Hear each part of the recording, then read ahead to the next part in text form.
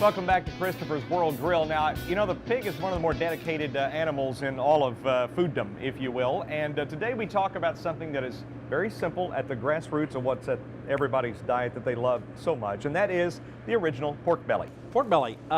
It's the first time I ever heard the word pork belly was in that movie Trading Places, where it was a commodity, right? I didn't know about pork belly, but pork belly is actually because it's used so much for bacon. So you think you've never ordered it before, but it's actually just bacon. What does that look like, that side profile? That's bacon, right? That's exactly what that is. That's a pork belly. Well, we get it in raw like this, and I've just scored that like that. This is about 3.5 pounds here, and I'm gonna put that in a pan that we can use, and I'm gonna make the marinade. We're gonna start with some orange juice. Fresh squeezed is best. And we've got some lemon juice. And I've got some dried oregano. Lots of garlic, got some red chili flakes, then I've got some salt and some sugar, and that's a little bit of olive oil right there. And then of course some white wine for additional acid and a little bit of flavor there. And about a quart of chicken stock as well. So now we have our cooking liquid here. And we don't really want to add that on top of the skin. But I'm going to add enough cooking liquid just to go to the surface. I mean, I do not want to cover the outer skin layer or fat layer there. I just want to leave it just like that. Now we're just going to cover that in foil. And literally 350 for 2 hours.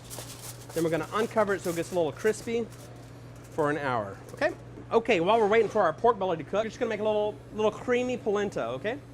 So I have a cup of milk and a cup of chicken stock. Got a tablespoon of garlic in there, about a half teaspoon of salt and pepper. All right, so we got a little boil on our milk and stock there. I'm gonna add our cornmeal, let that cook until it gets thick.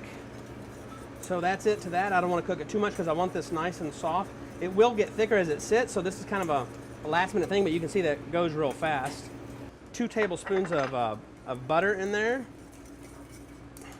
And a little pinch of Parmesan cheese. Okay, I've gotten our pork belly out of the oven. Got a little bit crisp here. I'm just gonna cut a piece for us to use as an appetizer today.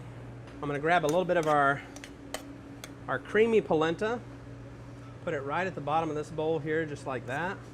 We'll put our pork belly just in the front of the plate like that. I have a little sweet and sour tomato onion, almost like a chutney. The Italians call it agrodolce, so this is onion and tomato agrodolce. I've got some sweet potato curls here. And I'm putting just a little bit of Italian chopped parsley on there for a little bit of color.